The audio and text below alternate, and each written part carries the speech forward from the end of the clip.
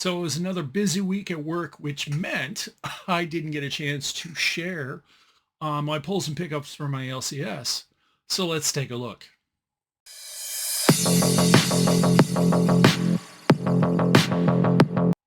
Hi there, this is James from Read More Comics. If you like listening to me ramble on about comic books, please do like, share, and subscribe. Hit the bell up in the corner and feel free to share some love. Leave a comment if there's something you want to talk about. I really appreciate that. Additionally, you will find my socials, my Instagram account uh, tag listed below, and feel free to follow me there. So I went to my LCS in beautiful Mishawaka, Indiana, buymetoys.com, as I try to do every week. And this time I found a pretty hefty selection of books. I didn't get any back issues. I didn't have a lot of time to dig around. It was last Thursday. And because work is beginning for me, there is just not enough time in the day to do all of that and really enjoy comic books as a hobby. I'll be honest, I have not really had an opportunity to read a comic book in more than a week. So let's go ahead and jump in, and I will share with you the comics I did get. I also have a graphic novel, a hardback. I pre-ordered this some time ago, and I'm looking forward to reading that too. That is not one of them. Okay, so starting out, we have Zatanna, Bring Down the House. I went with the Terry Dodson, the Terry and Rachel Dodson cover. You can see it right here. I haven't had a chance to read any of these issues, but I've only heard good things. I like some of the other work Mariko Tamaki has done. And the fact that this is a black label book, which I feel is, we're kind of on the precipice. I've enjoyed a lot of black label titles, but I feel that this might be going the way of the dodo. And as an imprint, we might be on the last swan song of that's redundant. The swan song of this particular imprint. So gorgeous cover though, and that's something I have to say. The Black Label books have been stellar, the ones I've read. Next up, we have issue number 2 of a Star Wars Ahsoka. This is the variant cover. This follows a episode by episode comic book adaptation of the Ahsoka series. So if you have watched the Ahsoka series on Disney Plus, you know exactly what to expect each issue.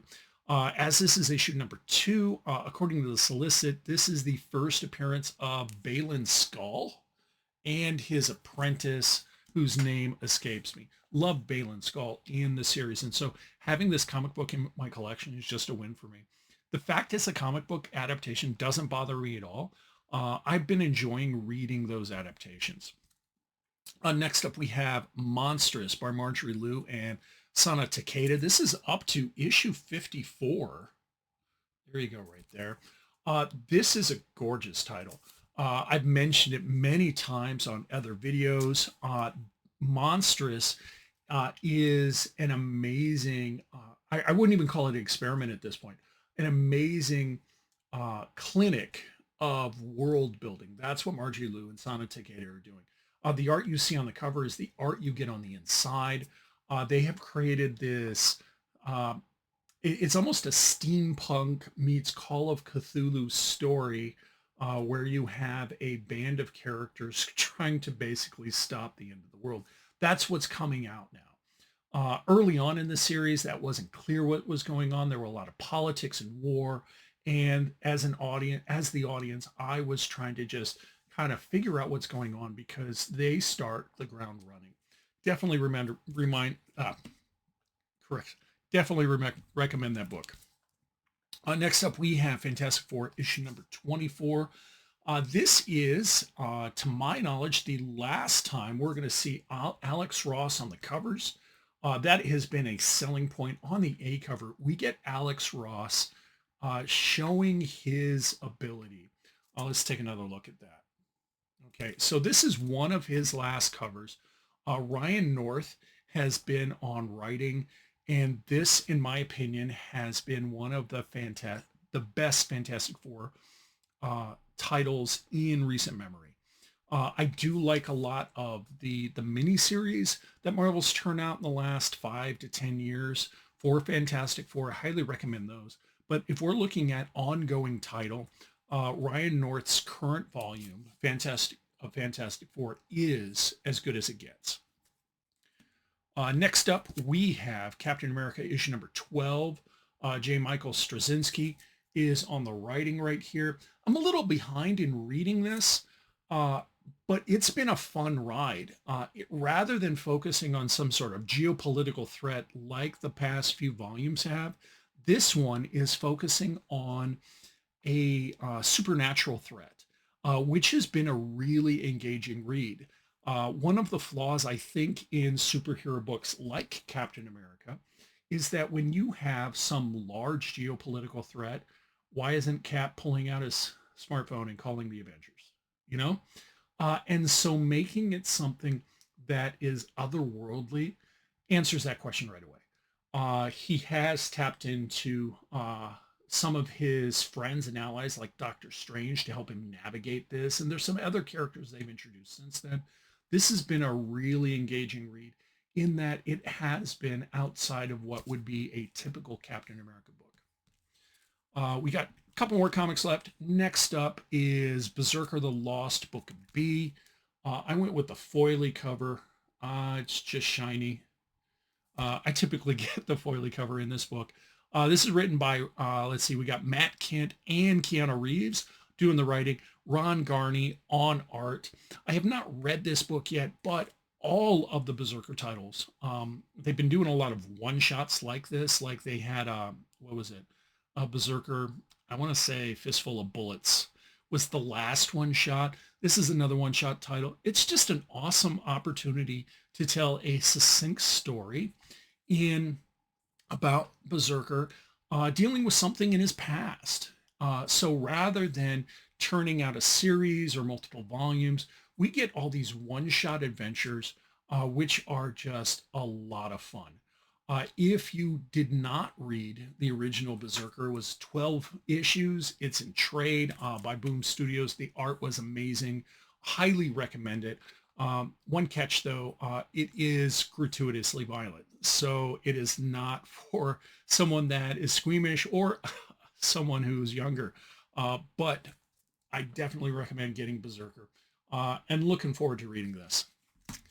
Okay. And then last of my comic books, I'm trying to look for the title on them. I'm not sure what issue this is. Okay. I got nothing. Okay, so this is Savage Sword of Conan, and this has some story connected with the Battle of Blackstone. This actually has a wraparound cover, and I'm going to pull it out right now so you can kind of enjoy it. This would be one of those things where if they had the clear backing boards from magazines, it would be awesome. So check that out. I special ordered this cover. If you're into Conan or Robert E. Howard stories, that type of pulp, sword and sorcery fantasy, Titan Books, what they've been turning out for Conan has been top shelf.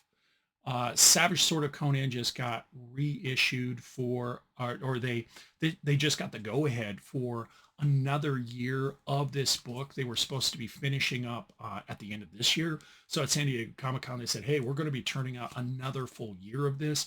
That's going to be awesome.